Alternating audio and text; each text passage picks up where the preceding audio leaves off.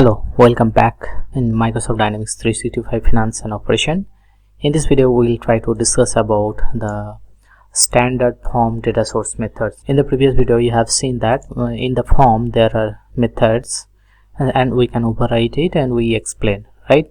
And now if we'll go to this a little bit data source section, and if we'll try to open this particular employee table, you can see there is a method is there, right?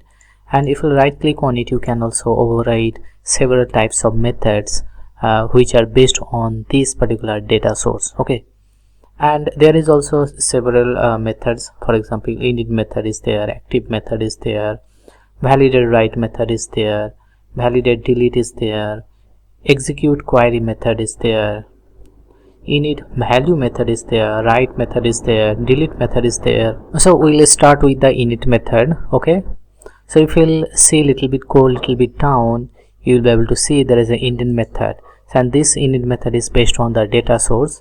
And if you'll see that the code will be present in the form itself. So if we'll go a little bit up, you can see that this is the form, employee table form, right? And which is actually extending the form ranks, and all these methods are related to the form itself.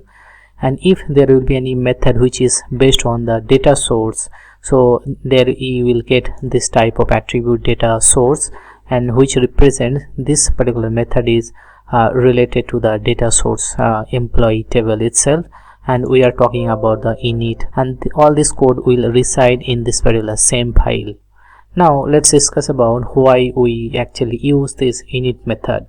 And this particular init method, which is related to data source, is a standard method for the data source, who is called when a form is opened after the implementation of the form init method.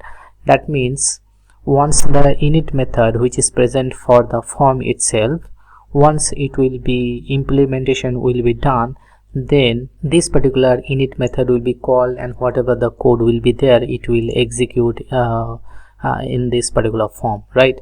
And this method helps to create the data source query based on the data source properties. So you have to remember this method helps to create the data source query based on the data source properties that you have set in your data source. Okay, so now let's try to see one example, then it will be more easier for you. In this PDF file, you can see there we have an example. In this example, you can see that for example, you have a table, for example training master, and the table has an enum field which is of the training type, and it is having the two value. That means training type can be online or training type can be classroom, and the form should be opened with those records where the training type is online. So here the simple requirement is that when you will open the form, then based on the training type online, that particular data will appear on the form. So you want that. So if you want to do this kind of thing, you can use the init method of the data source, and you can set a range on that based on the query. Okay, so if you'll see this particular code, you can see that after the super method we are using this dot query. And if you want to see this particular code, you can go to the MSTN document. I have just copied the code in my PDF file, so that's why I can show it from this PDF file itself.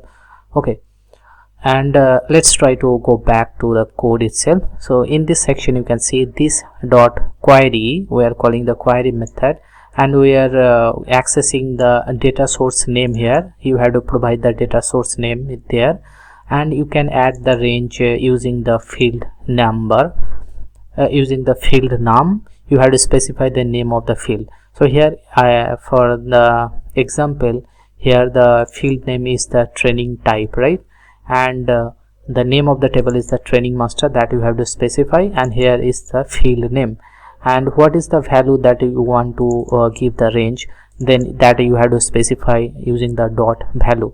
And here you have to specify enum to string, that is the training type. This is the name of the enum, and you have to specify the online. If you want with the classroom, then you have to specify here the classroom, but in this example we want only the data for the online, where the enum type is online only. So that's why we are giving this type of thing. Okay, so here we have applied the range on the query level based on the data source that I want to do.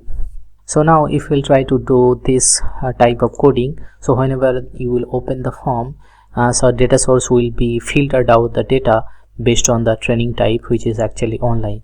So I hope now it's clear how you can use the init method. I hope now you understood that how you can use the init method in the data source. If you want to do any other kind of query related operations on the data source, you can do it using the data source init method. So I hope now it's clear. If you have any other question, you can ask in the comment section. We will try to give answer as soon as possible. Okay, so thanks for watching this one. See you in the next one. Till then, take care. Bye bye.